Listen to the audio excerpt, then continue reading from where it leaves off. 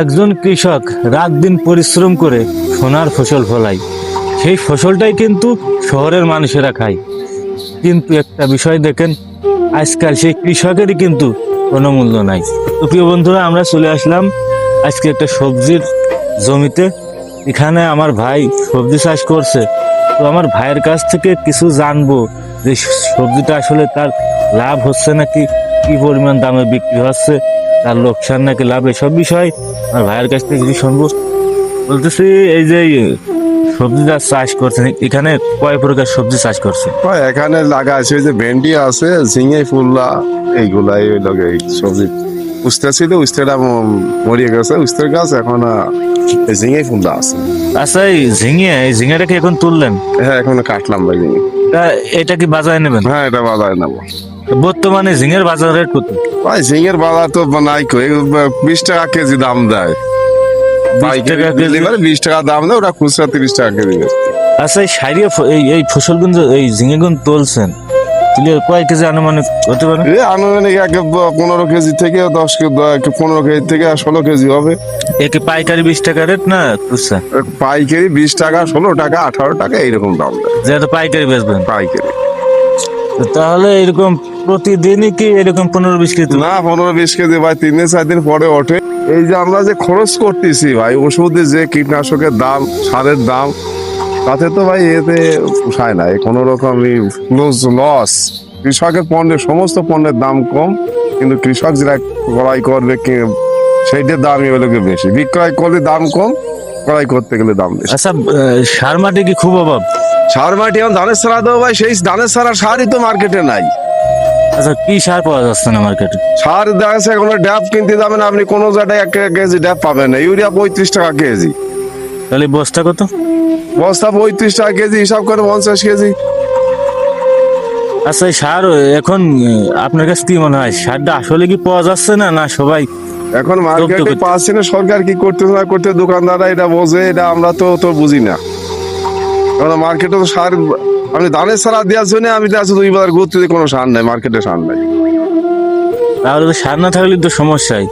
তো আমরা সারের ওই চ্যাপ্টারটা বাদ দিই, কারণ এখানে যে ভেন্ডি চাষ করছেন, এই ভেন্ডি কত কেমন কি বাজার যাচ্ছে? ভেন্ডি বাজার ভাই, এখন আমার ভেন্ডি 10 টাকা কেজি পাইকারি দাম দেয়। আগে একটু দাম ছিল, এখন বর্তমান আর ভেন্ডি বেশি খাওয়া যাচ্ছে আচ্ছা, এই ফসলটা যে লাগাইছেন, এতে আপনার কি লাভ হয়েছে? না। লাভের ভিতর দেখা যাচ্ছে খাটাখাটনি একটু লাভ। খাটাখাটনি? খাটাখাটনি করতে রাত দিনে যে আর পরিশ্রম করি, এইটুকু মনে করেন লাভ। তাছাড়া লাভ খুব একটা। তাছাড়া ওই গায়ে শোধ। আচ্ছা, একটা কথা বলি, এই যে এই ধানটা লাগাবেন, এখন এই ধানটা যে 2 দিন পর লাগাবেন, এই যদি এখনই সারে যদি এরকম সংকট দেখায়, তাহলে ধান লাগানোর সময় যদি সার না পান, তাহলে কি আপনাকে ধান লাগা কিন্তু উঠতে পারবেন? ধান লাগানো, ধানের যে সরকার যে অবস্থান দোকানদার করে আমরা দেখতেছি, যদি সার আমদানি না করে, সার যদি মার্কেটে না পায়, ধানে তো আছে বলা ডুবরি হবে। ধান দেশে, এতে দেশের ক্ষতি হবে, এতে আছে কৃষকের তো ক্ষতি হবে, দেশেরও ক্ষতি। আচ্ছা, ফসল না ফলাতে পারলে পরে সরকারের লাভ আসবে কোন দিয়ে? সরকার খাবে।